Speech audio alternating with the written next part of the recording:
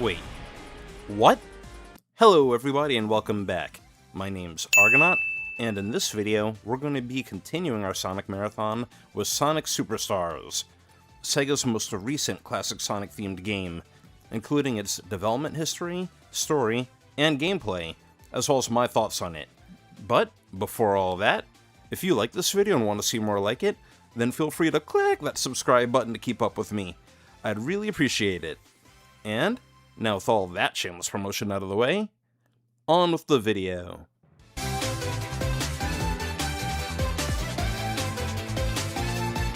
After the unexpected success of Sonic Mania back in 2017, Sega realized that there was still a huge demand for classic Sonic games, and so they decided to cater to both fan bases by releasing a modern and classic Sonic title around the same time. Now, do you remember Christian Whitehead? I talked about him in my Sonic CD video and my Sonic Mania video. He was a huge part of creating both those games. Hell, at this point, I'd even say he was a huge part in saving classic Sonic. But him, along with the other developers of Mania, were in talks with Sega to create a sequel to Sonic Mania. Sega wanted this new game to appeal to more people instead of just hardcore Sonic fans, like Mania was aimed at, so they tried to do a 2.5D art style instead of using pixel art. But unfortunately, things ended up not working out, and both parties went their separate ways. Christian and the other Mania devs ended up forming a new studio called Evening Star, and went on to develop Penny's Big Breakaway. As for Sega in 2020, Naoto Oshima, remember him from my Sonic 1 video? He's the one that originally created Sonic's design, and he showed interest on working on the new 2D title, even though the last Sonic game he worked on was Sonic Adventure way back in 1998, before leaving Sega in 1999, and so his company Arzest started development on the new title in 2021, with support from Sonic Team, who had their hands full with Sonic Frontiers, even implementing some of the ideas that Sega and Christian Whitehead came up with. And, after 2.5 years in development, Sonic Superstars would be released for the PS4, PS5, Nintendo Switch, Xbox, and PC on October 17th, 2023. And, with that being said, now to talk about my first experience with this game.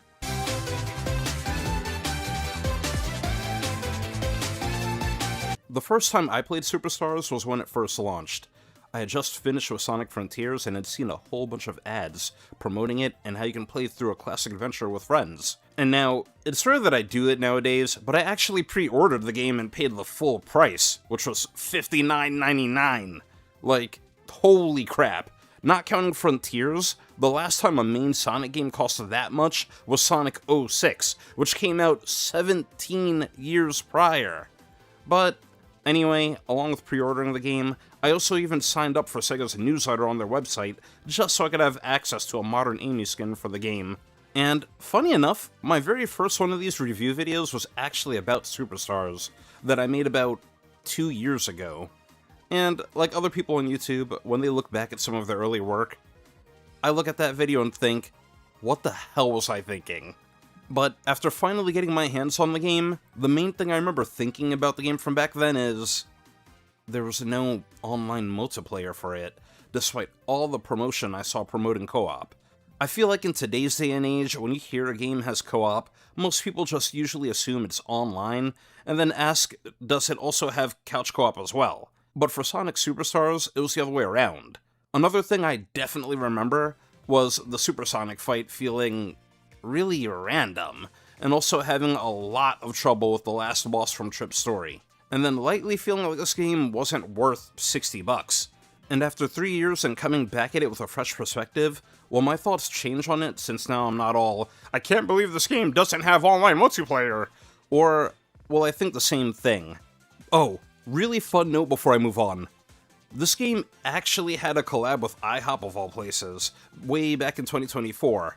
If you earned 5 pan coins, which is what they called their reward points, you'd be able to get a redemption code for the Retro Diner Amy skin. Now, you earn 1 pan coin whenever you spend at least $5. So to get this Amy skin, it would essentially cost you at least $25. And the funny part is, this was only a timed exclusive. So 2 months later in July, the skin became a free download for everyone, making this a random and kinda dumb promotion. With that being said, I actually was one of those people that ran to IHOP and dragged my friends kicking and screaming and complaining the whole way, while I spent $35 just so I could get the skin. You can understand how I have no friends, right? But Amy seems to be my preferred character, and I figured once the skin was gone from IHOP, that'd be it. Kind of like how the modern Amy skin, and how you can't get that one anywhere anymore. But with that little tidbit out the way, let's move on to talking about the story of this game.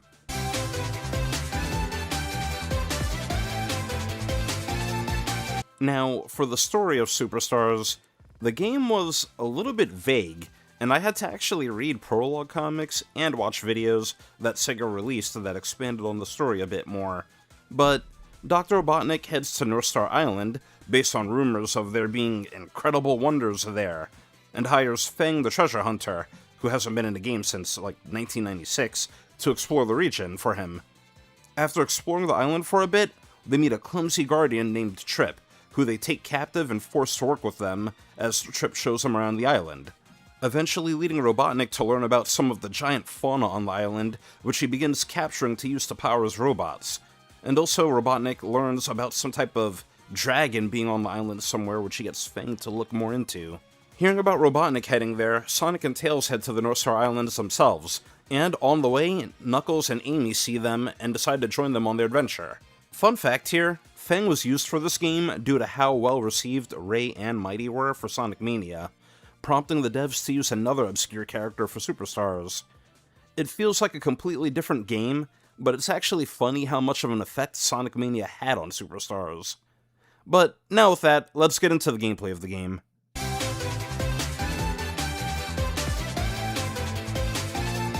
For the gameplay of Superstars, you can pick any character to play between Sonic, Tails, Knuckles, or Amy, and you can also swap between them at any point during the story. The controls are pretty much the same all around. They can run, jump, and spin dash, although they each have their own special abilities. Sonic can drop dash, Tails can fly, Knuckles can glide and climb walls, and Amy can double jump while spinning her hammer, or run while slamming her hammer on the ground like a weird drop dash. Now, if you watch my videos, then it will come as no surprise that I used Amy for my playthrough. And the goal for the levels are the same as always. Run to the right and try to reach the end of the stage. Speaking of the stages in this game, Superstars has 12 different zones and a total of 26 acts, all of which feel pretty original. It's always refreshing to play a classic Sonic game where they don't recycle any stages. I found most of the levels to be pretty well done. The stages don't really feel too long or too short, and for a couple of them, instead of giving you multiple acts, they instead just give you one longer stage. And the game even incorporates some gimmicks into it, some of which I found to be really cool, like cyberspace with the aesthetic change that they give your character, or Act 2 of the Egg Fortress Zone, where you have to play through the whole stage in reverse, along with a couple of gimmicks that I really didn't like that much, such as Press Factory Act 2, where there's a nuclear meltdown happening in the background and you constantly have to keep hitting a button to reset the timer, or else you get an instant death. And I also wasn't the biggest fan of Press Factory Act 1, where there's a piston constantly going on in the background, and every time it hits, it launches you up into the air. Sometimes it'll set you on a different route, and other times it can launch you into spikes or other traps. Sure, you can get over it by doing a little jump with the right timing, but I feel like that messes up with the pacing a little bit. And each character also gets their own character acts, which adds a bit more context to the story. Sonic shows him outwitting Fang, Amy shows her helping and befriending Trip, Knuckles shows him seeing a mural that shows the dragon that Robotnik saw, and Tails shows him creating an Eggmobile which our characters use to get to the Egg Fortress. Although, out of all of them, I felt like Amy easily had the most important one. The Chaos Emeralds are of course also back in this game, and to get them, just like in Sonic 3, you have to find giant hidden rings throughout the game, which I personally think is the best way to do it since it encourages replayability and exploration of the levels. But once you find the giant ring and hop inside, you get taken to the Special Zone. Now, the Special Zones for Superstars are probably the most unique ones I've seen to date.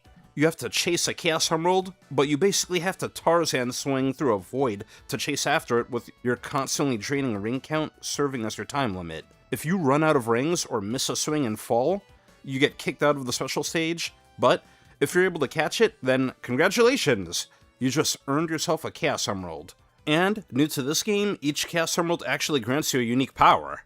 The powers are Avatar, which lets you flood the screen with copies of your characters, Bullet, which lets your character turn into a fireball and shoot around anywhere you want, Vision, which lets you see hidden items and platforms, Water, which lets your character freely move around in the water and makes you immune to both drowning and being crushed, Ivy, which lets you grow a beanstalk from the ground that you can use to climb up to higher places, Slow, which slows down time for everything around you, and Extra, which lets your character use an extra unique ability. For every character, it's more or less some type of projectile, with the exception of Sonic, where he unlocks the homing attack. And of course, once you get all the 7 emeralds, you unlock your character's super/hyper form, and you already know how that works. Get 50 rings and you can run around with super speed and invulnerability, and as long as you don't get crushed or fall down a pit, you're fine.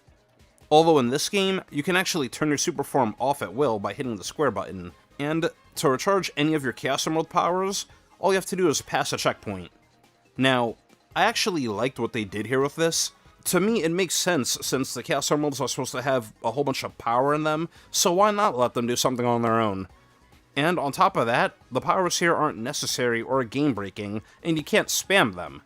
Hell, if anything, for most of my playthrough, I actually forgot all about the Emerald powers up until the last boss. I also have to mention that sometimes, instead of a giant golden ring, you'll see a giant blue ring, which will lead you to a stage that's like a Chaos Emerald stage, but the prize are some gold coins. I'll get back to the golden coins later and what they do, but I was always disappointed whenever I saw a giant blue ring instead of the gold one. It's like that feeling of excitement you get when your phone goes off, just for it to be a spam caller. And now, with that, let's move on to the bosses for Superstars. At the end of each act, you end up having to face a boss, and for the most part, I think the bosses for Superstars were unique and actually pretty fun to fight. But I think pretty much all of them had one huge flaw to them. They had these long invulnerability windows. I'm guessing this was done because the game was designed around 4 players, and the devs wouldn't want people to just melt a boss in 3 seconds. And along with the long invulnerability windows, for some of the bosses, it just ends up being you standing around for a long time while you have to wait for another opportunity to attack. One of the worst cases of this is in Golden Capital, when you have to fight Fang. It's an auto-scrolling fight where you get limited chances to attack as he'll hop into the background for most of it. Then, as you get into different phases of the fight, you have to go through this whole scrolling section, and you have to keep dodging flames and other obstacles. And you have to do this twice. Imagine dying and then having to do this whole sequence over from the beginning. This boss takes around 5 minutes, which is forever in a classic Sonic game, and heck, I think it's actually probably longer than the level itself, and there's not a thing you can do to speed it up. Although I didn't find the bosses to be that hard, if anything, they were actually fun and creative, but this was just a glaring issue for me. I'd rather them just make it so the bosses have to take more hits if playing with more than one player or something like that. But after beating Fang at the Golden Capital, Trip, the clumsy guardian who's been working with him, ends up switching sides, mainly from how crappy he was treating her, as opposed to how nice Amy was during Amy's character arc. Remember I said Amy's was like the most important one? Turns out, she's a sun gazer lizard, which looks like this by the way. And not only that, but she can also use the Chaos Emeralds to turn herself into a frickin' dragon. But fast forwarding a bit more to the finale of the game, Sonic and friends end up going to the Egg Fortress to face Robotnik, because Robotnik seems to always have some type of Death Star-like base in the classic series. And at the end of the fortress, you have to fight him in the Big Egg. Despite how dumb the name sounds, I actually had a little bit of trouble fighting this boss. I think the boss is easy enough to beat once you learn the pattern, but the problem for me was what he does during the last phase of the fight. He'll chase you through and start spinning his arms, destroying the stage. And now, here's the problem. You can't run at full speed because there will be platforms that appear in front of you that you need to jump over. If you get slowed down on the platform for a second, you get insta-killed. If you jump, but then don't gain enough momentum to move again in time, then you get insta-killed. And you practically have no time to react when the obstacle appears with how little space on the screen you have. If the camera were pulled out a bit further, this probably wouldn't have been so much of a problem for me, but the real frustrating part is basically what I said before. If you die against this boss, then you have to do the whole fight over again. Roughly a 7-minute fight with multiple phases that you can't speed up because you were slightly off with the jump. But at the end of the day, I remembered that I had Chaos Emeralds and just used the bullet power to stay up in the air while he did the arm spin move, followed by the Avatar Emerald for some free damage. Now, depending on who you play, you get a slightly different ending, but it feels more like one ending that the devs just chopped into pieces and gave one piece of to each individual character, so I'm just going to combine them here. After beating Robotnik, Tails gets the Eggmobile he made and gathers all the characters, and they head back to Earth, where they drop Knuckles off at Angel Island before heading back to the North Star Islands to celebrate. All in all, I think the game was balanced pretty well. It started off pretty easy to get players used to it, then progressively got more and more difficult until you reach the last boss, which I can see how people can see that as a challenge. But after you beat the main game, there's actually a new story mode to play. That's right, Trip gets her own story as well as becoming available to use for the regular story. And a fun little detail here is how they actually added her to the title screen after you unlock her story. She plays like a combination of Amy and Knuckles. She can double jump and also sticks to walls. Although, unlike Amy, if she hits a spiked enemy, she takes damage. Which makes sense since Amy's hammer extends Amy's hitbox, but doesn't yet count as her hitting anything. But her story is basically her chasing after and stopping an egg robo that's still in the North Star Islands, along with her fighting Fang as well. It's basically just a hard mode for the game with you playing the same story all over again, with the levels being slightly modified so she can use her wall roll ability, not to mention there are way more hazards and traps. I mean, I found it to just be a ridiculous amount. At first I didn't think it was that bad, but as I got further and further into Trip's story, it got to the point where it just wasn't even fun anymore. Spikes everywhere in every direction. If you mess up a jump or try exploring a little bit, there'll probably be some spikes to meet you there. And the off-screen enemies, like egg robos just shooting at you and hitting you just as they come onto the screen, wasn't fun at all. While I do like that Trip got a dedicated mode so players could get used to her as a character, I just hated how the mode was designed. Like, if they increased the difficulty a little bit, then fine, but what the hell was this? Even worse, unlike in Sonic and Knuckles, they didn't shorten Trip's story at all, so you have to play through every zone, including the character acts. What is cool about Trip, though, is that when she goes into her super form, she becomes a dragon, just like we saw in the main story. She can fly freely and breathe fire, and of course, she's got invulnerability, besides being crushed. But unfortunately, she's not that fast in this form, and she's got a bigger hitbox, so there were points throughout the story where I actually chose to turn off the super form due to risk of being crushed. And then everything comes to a head when you have to fight Trip's last boss. I swear, I never hear people talking about this one enough. But for Trip's last boss, you have to fight Fang in a fight similar to Robotnik's, except he has a phase even before the giant mech suit. And he has multiple moves that can one-shot you. I wasn't able to do it on this playthrough now, but the first time I played through the game, I was able to go in and fight him with Trip's super form. And guess what? His insta-kill moves can still insta-kill her, even in super form. I've never heard of that happening in a Sonic game before in my life. And with the bigger hitbox, you're just better off not even bothering with it. And like I said earlier, after you beat his first form, which takes at least 4 minutes no matter what you do, you fight his second phase in the mech suit. The most dangerous part here are these spiderwebs, because if you make a mistake and get caught in them, then I hope you like this animation.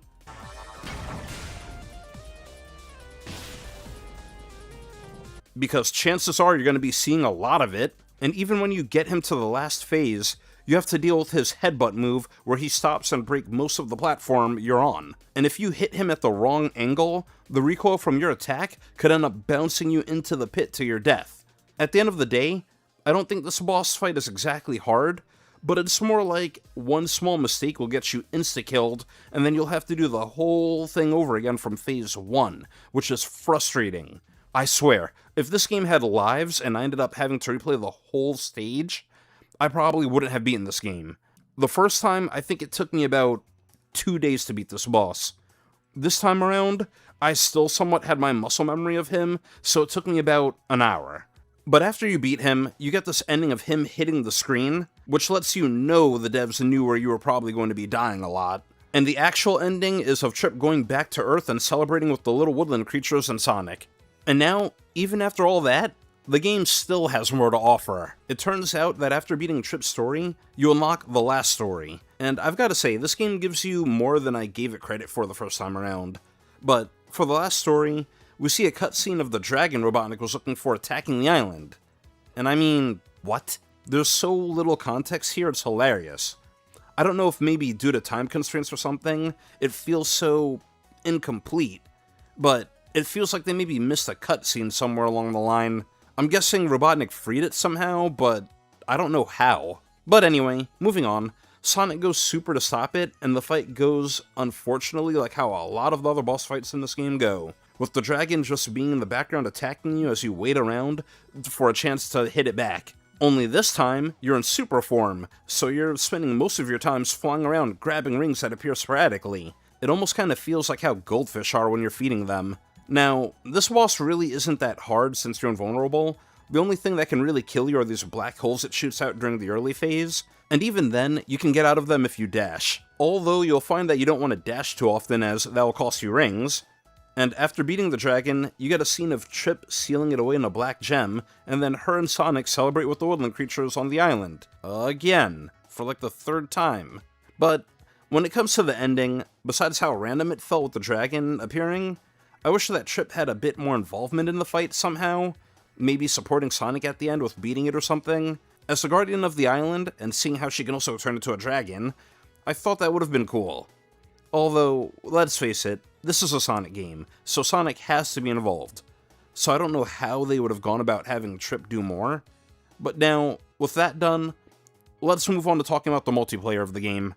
Like I said earlier, Superstars has co-op, but not online co-op, and from what I've researched, the devs didn't want to include it because they were afraid that there would be lag that would ruin the whole experience. Now, the first time I played Superstars, I actually did play with a couple of friends, but now that I don't have any, I wasn't able to get any real footage of it this time around. But for the co-op of the game, it's almost like a race. Whoever's in the front gets screen priority, while the others that get left behind get their characters reset. Even if one character goes super, if they get left off screen, then they get reset in their regular form. Also, if one character enters some type of portal, then everybody gets dragged in. Now, for special stages, this was kind of weird because every time you swing from an orb, it basically switches characters and the next player has to do the next swing. I honestly have no idea how you're supposed to catch any of the later Chaos Emeralds like that, but one thing I did like though is that whenever you fight a boss, if someone dies, then that's it. They're out for the rest of the fight. Other than that, I don't think there's much to be said here. From what I remember, I did find it fun at first, but then kind of preferred playing by myself later on, although playing with friends every now and again can still be fun. Oh, and before I move on, there's one last thing I want to talk about. This game actually did have an online mode, but it's not what you think. You remember those gold coins I mentioned earlier? Turns out they can be used in a different section of the game to customize these metal fighter robots. And for online mode, you use those metal fighter robots and compete in minigames online against up to 8 other players. Now, of course, when I tried to go online and play, it was as dead as my social life, but hey, it's still cool that the features are there, and it still is active. Another cool detail is that for one of the boss fights of the main story, you actually have to fight one of these robots as a boss. And how it looks in the boss fight will always copy however you customize yours. But now with all that out of the way, let's move on to talking about what happened after the game was released, shall we?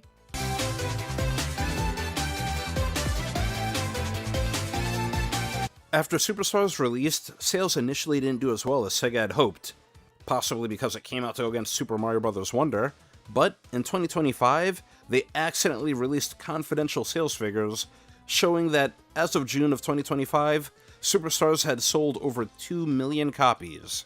And compared to Sonic Frontiers, the game didn't really get supported all that much after release either. Sonic got a Shadow onesie skin as a part of their whole Year of Shadow thing, and there were some minor patches that came out. Fun fact here, there was actually a bug in the game where if you went Supersonic and canceled the transformation at the same time, you'd be able to go Supersonic without your rings draining.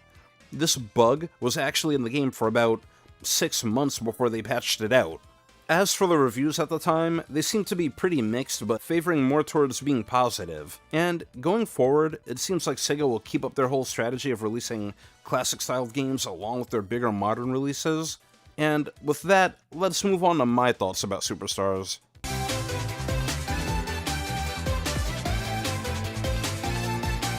On a second replay of Superstars 3 years later, I actually think the art style for the game looks really good.